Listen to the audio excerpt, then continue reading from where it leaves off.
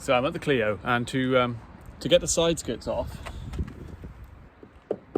they are pinned either end by a small screw, but then they're riveted on underneath. There's about 5 or 6 rivets.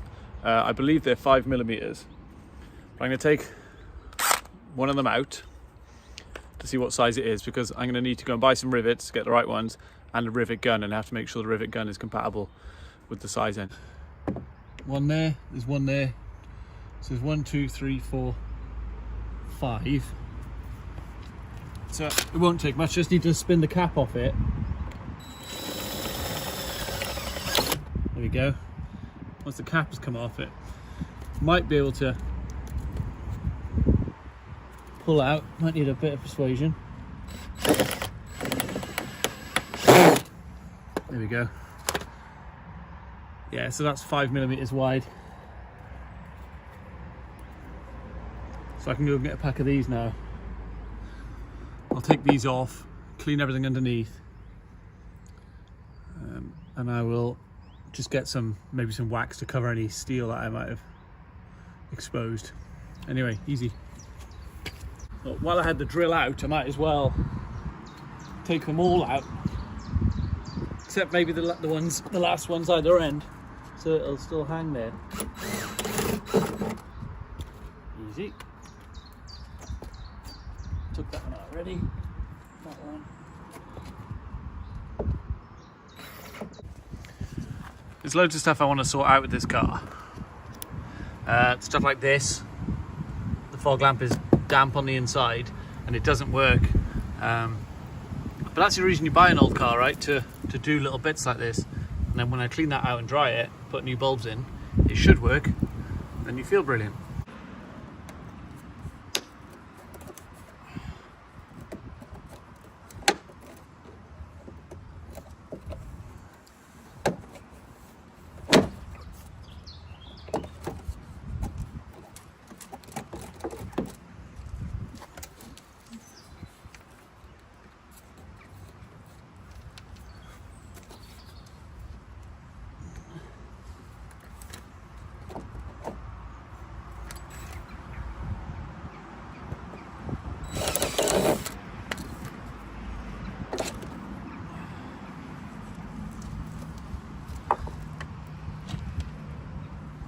Look, there's a lot of mud here.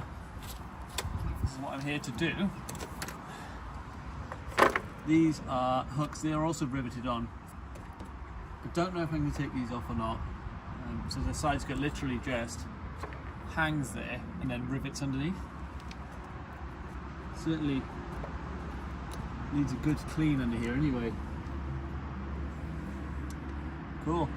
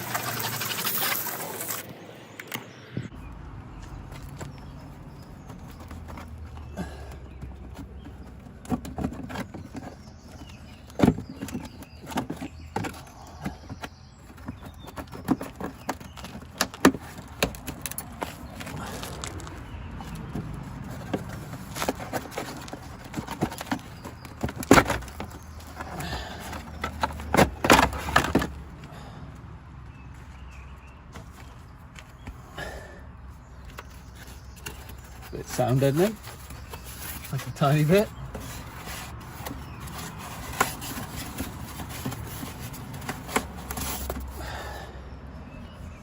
And that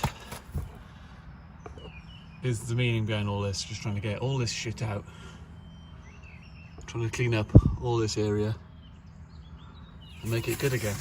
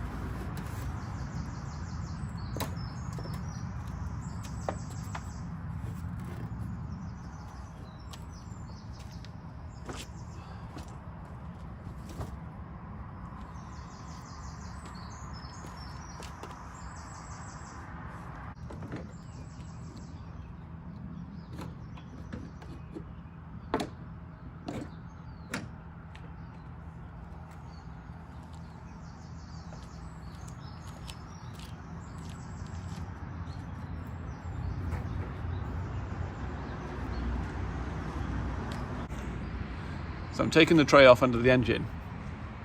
There seems to be a common theme with this car, or probably every old car, that there's 4 bolts to take the engine cover off. And everything I've taken off so far has come off fine, but there's 1 bolt that doesn't come out right. That requires a drill and some awkward positions.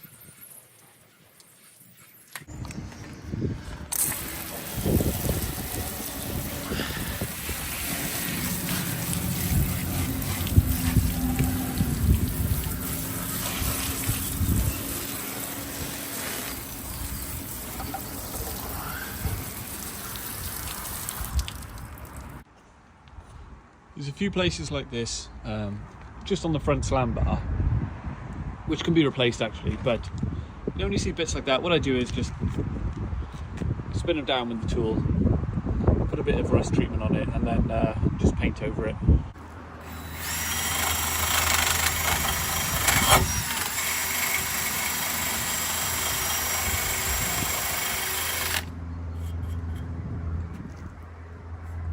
So just spin it down to the metal if there's any surface rust there, which is pretty simple with the drill. And then I will just treat it with rust converter, which will stop it, and then I'll just paint over it.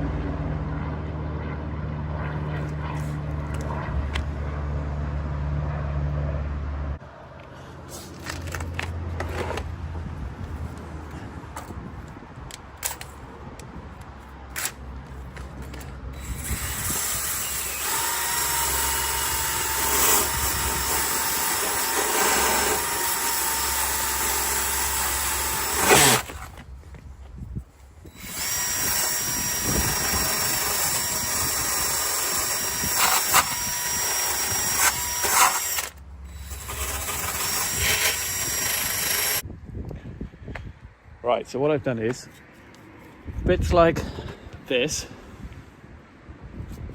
where there was some like surface rust, I've spun it down with the drill on the wire wool and covered it all in rust converter, which I love. I love rust converter. Because where it meets rust, it changes the chemical reaction and goes black. It stops that rust from spreading. So I put rust converter on it, let it dry for a bit, you know, maybe 20 minutes. Come and apply it again, and I'll probably do a third coat, and then you can just spray. What I've got is a bit of under seal kind of chip guard spray, and I'll just cover any exposed pieces of metal that I've burned off, you know. But I'm so impressed with the shape of the car. It's unbelievable how 20 years old, it's rust free. I've just got bits of surface rust I'm treating, and you know, it's going to be mint. Right, so I've treated everything, treated all the rust, let it dry, under sealed it all. It all looks amazing. Gone all the way to the back, and that's protected now. And then I'm probably going to do it next year as well, either just bring up. But there's a couple of little bits I want painted on the van. So it's not a van, it's a car.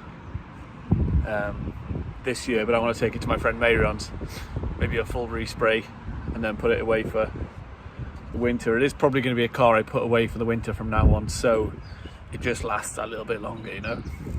So I've got to let it all dry. I need to clean the parts I'm going to put back on, and then do that. Right, it's time for reassembly then. I've got all my parts up there drying. I've cleaned them on the inside. All the paintwork is done here. It's all clean, rust proofed. Looking forward to putting it back together. So the wings are side skirts, the underneath the engine tray, you know, that took fucking ages to clean because it was really, you know, it was about an inch of mud on it. The arch liners, the side skirts, everything's here and cleaned. Because I don't want to put dirty ones, because the insides of them were silty and dirty, and I don't want to put that against the fresh surfaces that I've just created. So all that spotless and ready to go back on.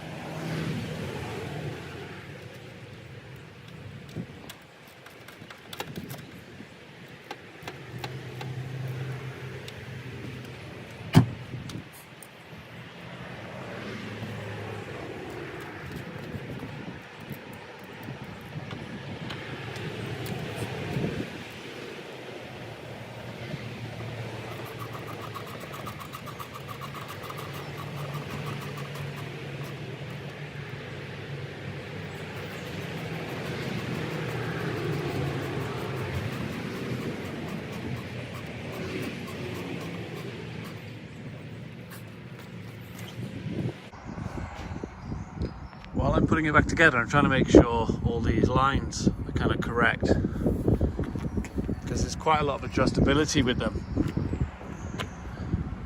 Looks about right. There's a bit of a bigger gap there. No, maybe not. Maybe it's good. This was the bulb I pulled out of the spotlight. No wonder it wasn't working. I've got some fresh ones. I've gone for, actually, if I can open it with one hand.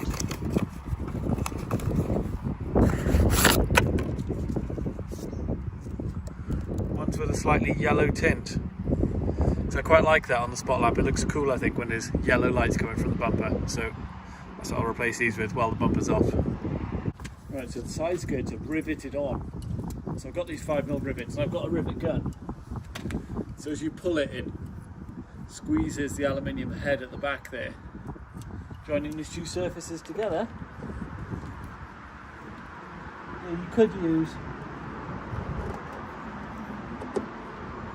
something else.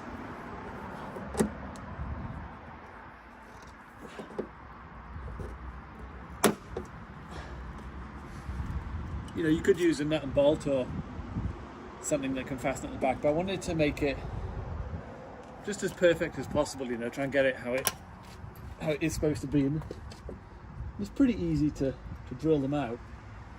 So there's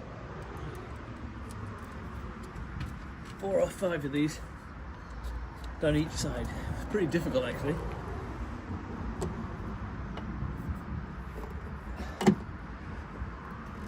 Pull it through a couple of times, then on the last one